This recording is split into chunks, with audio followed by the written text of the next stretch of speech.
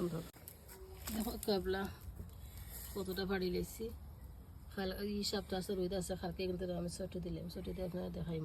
দেখো তো মাশাআল্লাহ কত সুন্দর, কত মোটা মোটা একটা পাখি এখানে পাখি আছে।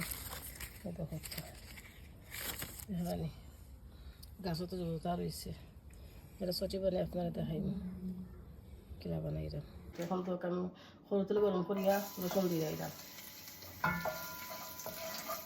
রসুন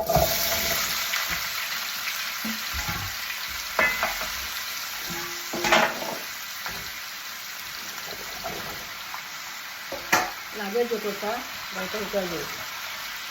আর এর লগে আমি দিলে দিলাম লবণ, মশলা, পাঁচফোড়ন, গরম মশলা।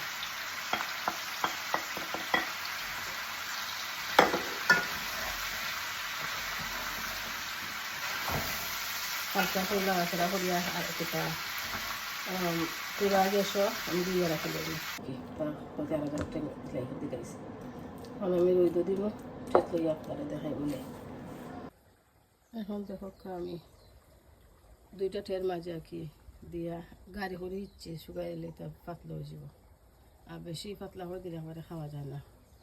ওই দেখো আমি একটা দিচ্ছি আর দিয়ে আমি আমার একটা দিই কুড়িয়া তো মাছিও আইতো নাই। আর পোকার একটা ওদের উচ্চা দিছি, এটা আমার দেহর ফুরির লাগে বেলা। দেখো এখন আমার ছোটো হয়ে গেছে, উকাই গেছে লিটটা